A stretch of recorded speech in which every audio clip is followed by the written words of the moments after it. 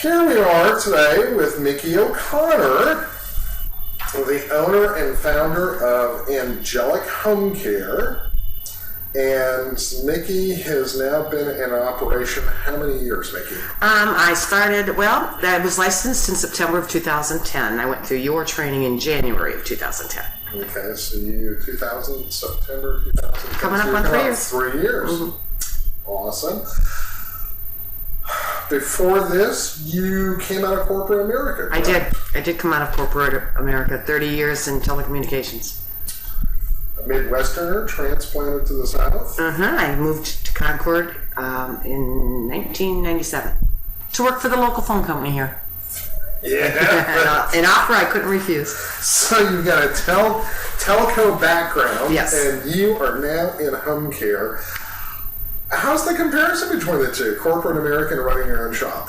Well, because I was in operations most of my telecom career, the operational side of the house is the same no matter what. It's the HR, you got to hire, you got to interview, you got to fire, you got to discipline, you got to pay them, you got to adjust to schedulings. And so in telecom, one of my departments was the technicians, so I had to manage supervisors that were scheduling technicians on repair calls, installations, those kind of things. So the operations to me isn't that much different.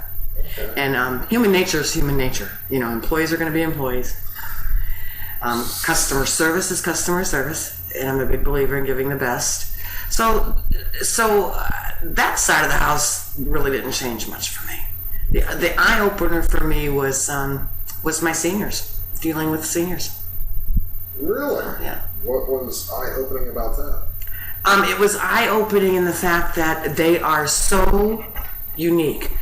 People tend to think that all teenagers are the same, and that all 21-year-olds are the same, and that all 50-year-olds are the same. And I think at certain stages in our life, we tend to be a little more the same, especially as like a teenager, for example. But seniors, you cannot. The minute you think you can lump them together, somebody steps up and proves you wrong, because it doesn't happen. So they're all pretty unique in their own way. They are very unique in their own way, which can be a challenge for you as a home care agency owner. Absolutely. Because you've got to find the right employee for the right client, right? Not only do you have to find the right employee, Gavin, but you have to adjust your own behavior in the initial consultation, or you'll never get the job. So you can't go in and say, this is how we do things. You got to really feel them out, let them do the talking, let them ask the questions, and then phrase your answers in a way that that your gut is saying, this is how this client wants to be handled or talked to, or this is what they want to hear. So that's what I have found to be. But because I like change and I like a lot of diversity, that's the thing that fascinates me. My seniors fascinate me the most, and I love that part of my job. Love it. It is getting to know your clients, I think, is the most appealing part of this job. And their families. I love the WW2, World War II generation. It was just an awesome generation. And that's who a big chunk of our clients are these days, in getting to know them, in getting to know their stories. We had one client, he's passed away now, bless his little heart.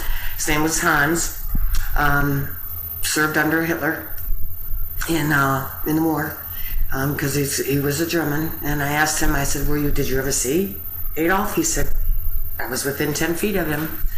Well, when the war was over and they agreed to help rebuild parts of Russia and Siberia, he was sent to Siberia. And the Russian soldiers saw the gold in his fillings, threw him down on the ground and kicked out his teeth to get his gold.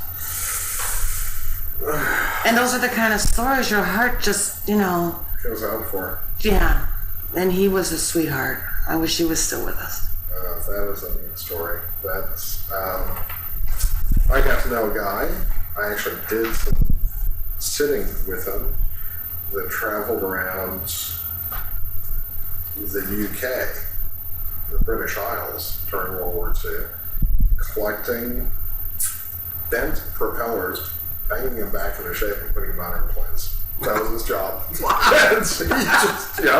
you think about it, I mean, war material is war material. Well, you've been at this coming up on 3 years. Yeah.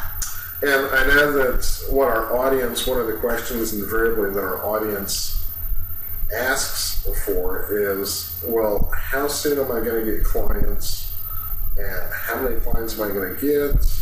And I try to be balanced and fair and give realistic expectations. And what I tell folks is that their average first year, they're going to do about 150 to 175,000 in sales. And if you back the numbers out, that works out to about 10 to 12 clients in your first year. Is that what you've experienced? It's a little higher than I experienced my first year, to be honest with you. Is it? Yeah. But I wasn't. But I will be honest. I wasn't actively marketing as much as I could have been the first year either. I'm single, and so I started the business. One person was running everything, and so I just didn't have the time to devote to it until I took on my partner. But I was very pleased with my first year. I'll be honest with you. And actually, let me see. My license came through. I got it in the mail like October 1st. It was effective September 13th. But and I didn't expect to have a client in 2010. And just before Christmas, got a phone call from a friend who had referred us, and we went to work the week before Christmas, and kept her for months and months afterwards. Perfect. Yeah. So, would you say that you've seen, now that you are devoting more time and you got your partner, Chris, are you seeing an uptick? Have you seen an uptick in the number of clients? Mm-hmm. You're growing your business. Oh yeah. But I also we've learned, or at least here in our part of North Carolina, it is truly a word of mouth business, and you better be networking, using your clients' families, using your aides to help you grow your business as well. One or two people can't do it all. Okay. And I want to come back to a point that you made. Just starting up the agency, you didn't devote as much. You did not devote as much time to it because you were kind of starting out part time. Would you say that of the two things you've got to do, at least really coming out of the gate, just starting out, is sell, and focus on hiring your staff? Are those the two most important things? Yeah. Because if you're not selling and you don't have clients, you're not in business. I mean, that's it. So it is definitely to try to get some clients going as quickly as you can and get your staff hired. But big believer in, it's also you better learn in this business how to crawl before you walk and walk before you run. So you don't want to grow too quickly. No. So would you put any faith in the idea that some of these franchises out there said that their first year sales were $724,000? Would I put any faith into that? Yeah. Does that sound a little exaggerated? That sounds a little exaggerated. And quite honestly, Gavin, I don't know that I could have handled that kind of revenue the first year. And the last thing I want to do is to destroy my name and this agency's name. And I think you got a great piece of advice there, and that is crawl before you walk and walk before you run. Mm-hmm. And because at the end of the day, I think the number one important thing in running a home care agency certainly comes back to your reputation. And the fact that you work at your reputation on a daily basis, and you never drop the ball. And and this is a plug for you. Part of that crawling for me was your training, and it helped me a lot.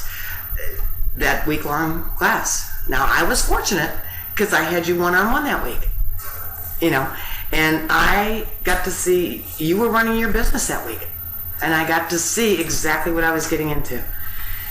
And when I left there on Friday, I knew it was what I wanted to get into. Good. Well, that kind of leads to the question. Now that you've done this 3 years and you've gotten to know the competition, because home care is a very regionalized kind of a thing, and you're out networking and you're meeting other home care agency owners, some who started from scratch, some who've gone through training like yourself, some who've bought into franchises. 3 years into it,